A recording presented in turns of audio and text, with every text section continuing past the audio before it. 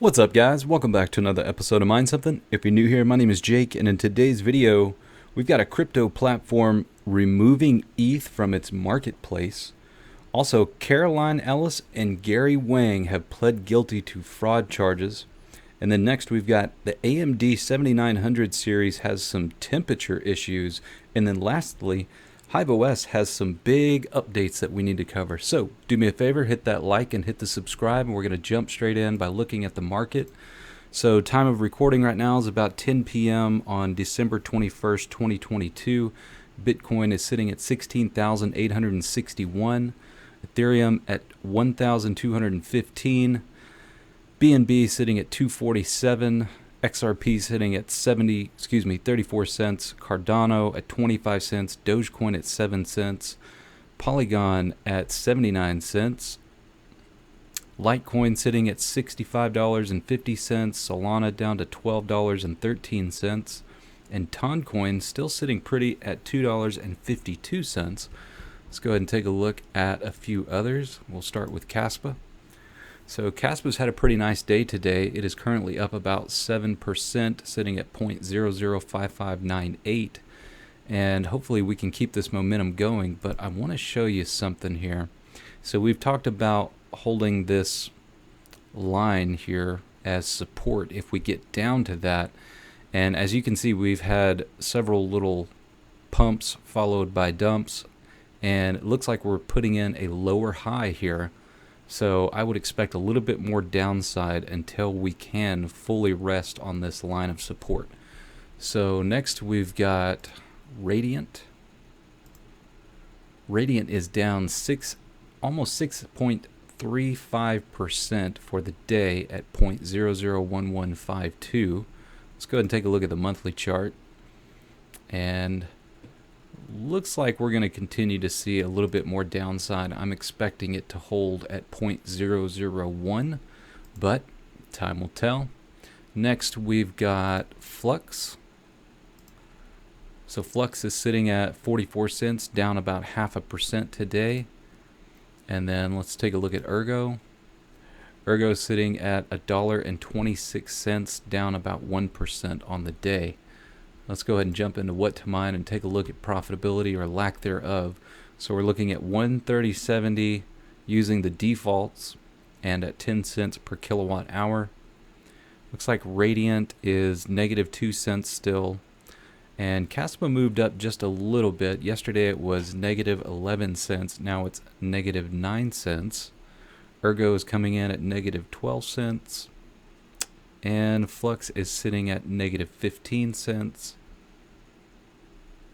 And everything else is going to be slightly lower. So it's pretty big news coming from Cointelegraph today. There's several really good articles, but I wanted to highlight a couple of these. So the first one is crypto platform Paxful removes ETH from its marketplace.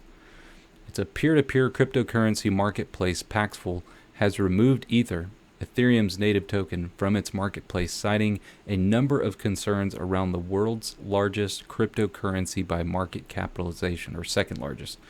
Paxful CEO Ray Youssef announced the move in a message to some 11.6 million users of the platform, which he subsequently shared on Twitter.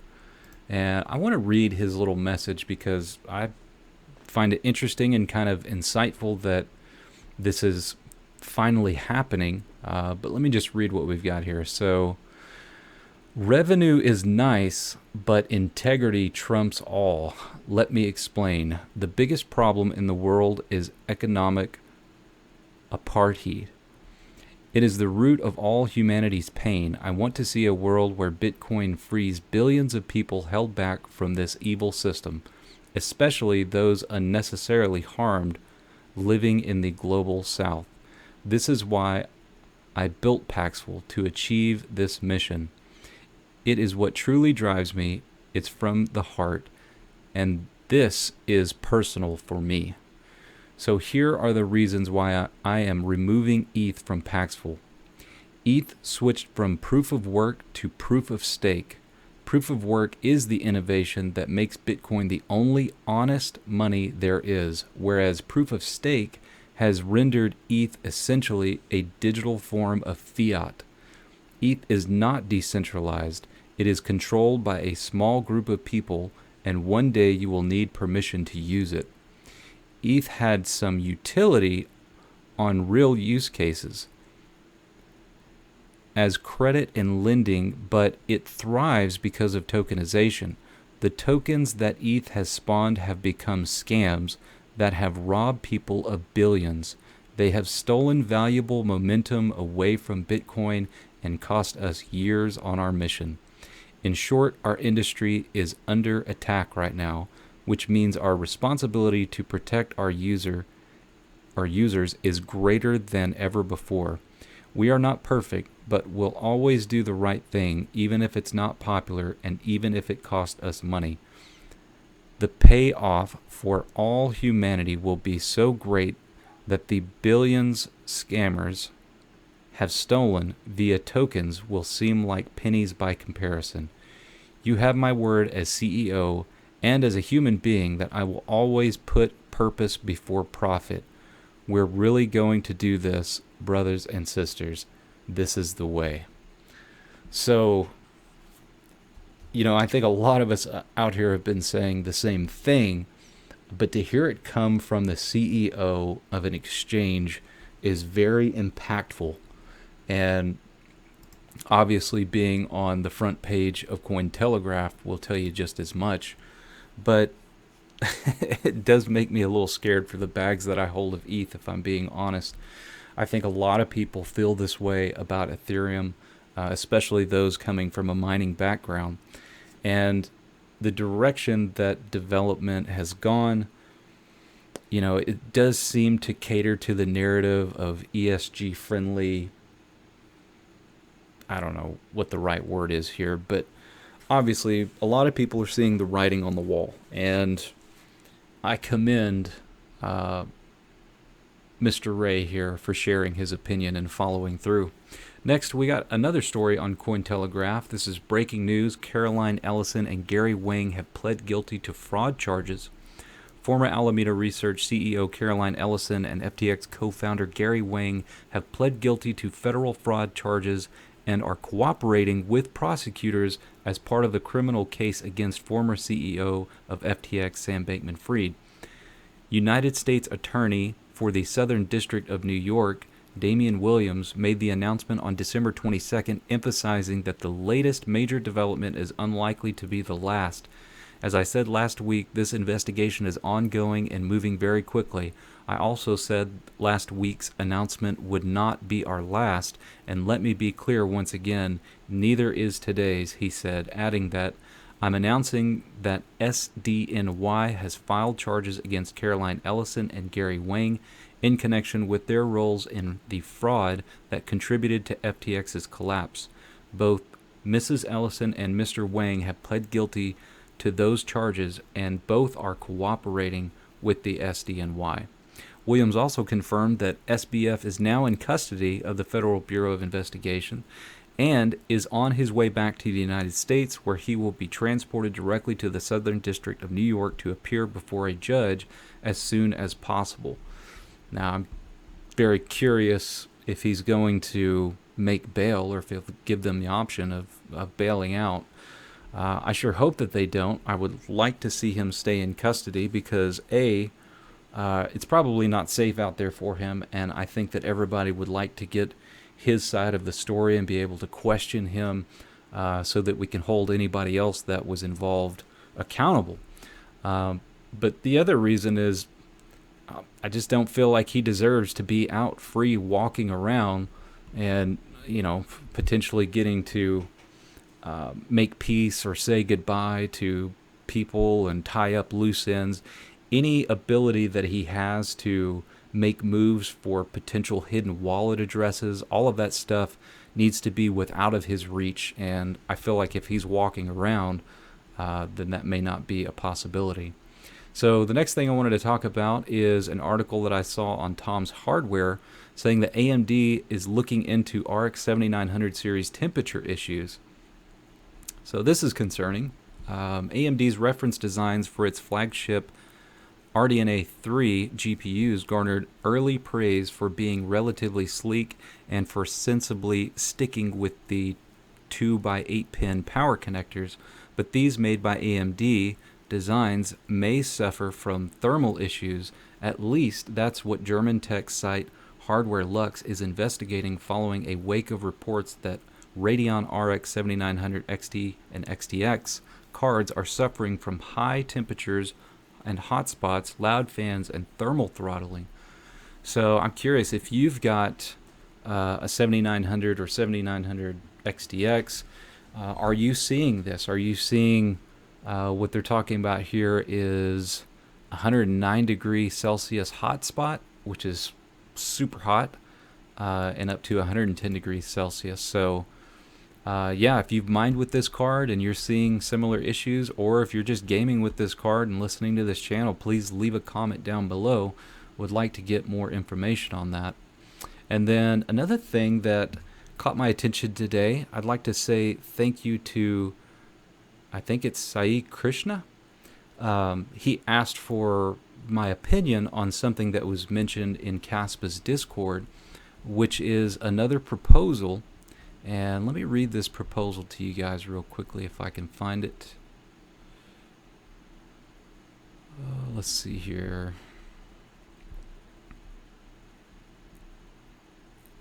Okay, here's another proposal, this time by Crypto Director. I'd like you people to see and discuss. It's about creating a set of Caspa educationally explanational and promotion aimed videos. The proposal document. Personally, I'd like to hear opinions of whether we should put this to a vote now or later, or have it postponed to some future, and if anything should be edited in the proposal itself to become clearer or more informative. Then maybe you'll something else to discuss and decide. So this particular proposal is in regards to basically just putting together some high quality video explaining things about Caspa, and maybe some type of a series. And they're talking about a donation of 20 million Caspa, which is quite a bit. And I wasn't sure how to feel about this initially. I just kind of sat on it and thought about it for a little bit, and I'll share some of my comments.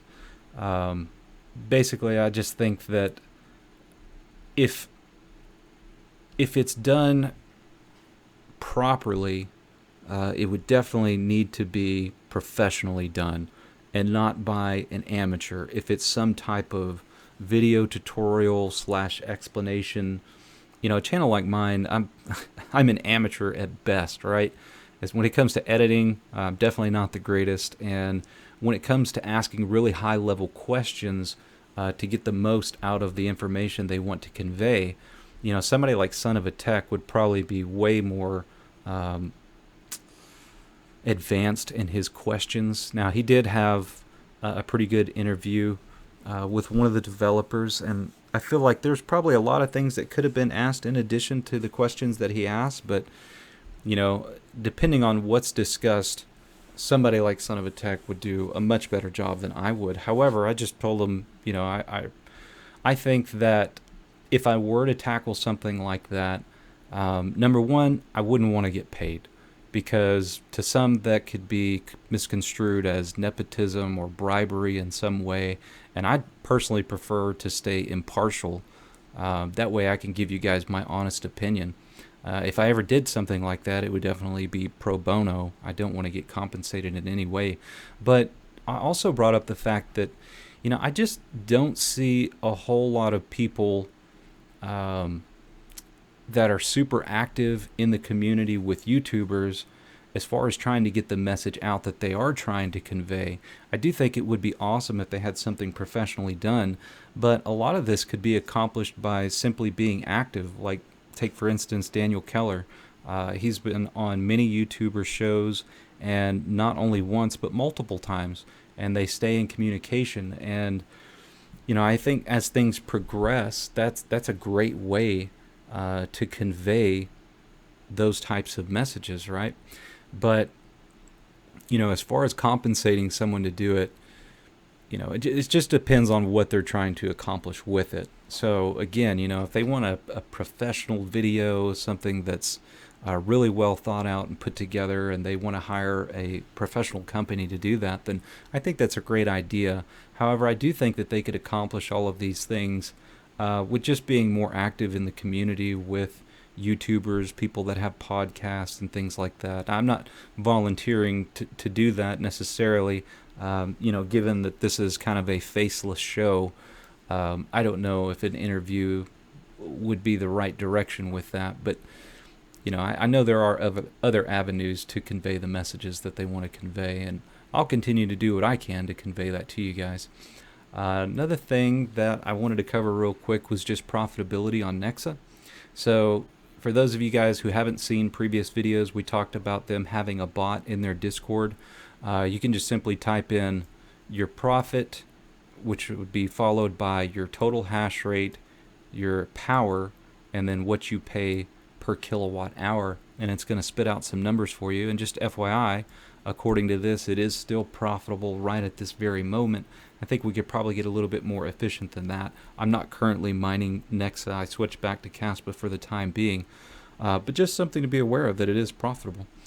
Anyways, last thing I wanted to cover is a bunch of changes in the HiveOS changelog, and some of these are really big. So the first one is updated NVTool to version 1.78, implemented Nvidia CMP idle mode, added support for locked core clock for Pascal GPUs, added support for locked memory clock for Pascal and newer GPUs.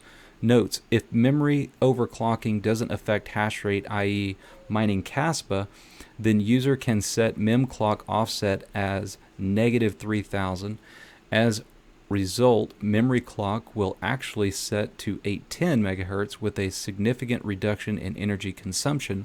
Experimental usage until dashboard is updated. And then we've got updated NVFlash to version 5.792.0, updated nvidia-info, updated nvidia-driver-update, added support up to CUDA version 11.8 and latest drivers. AMD GPUs added new zero mem state feature.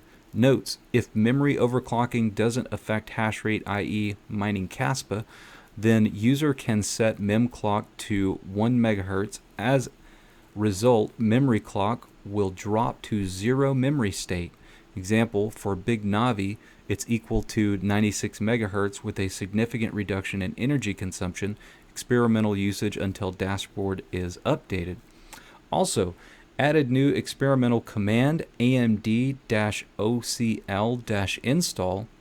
User can now change pre-installed OpenCL libraries to available versions of AMD GPU and ROCm from HiveOS repository. Also, improved first run procedure, improved password input checking, improved rig password setting sequence, reversed disk-expand behavior on first boot, now runs if rig.config doesn't exist.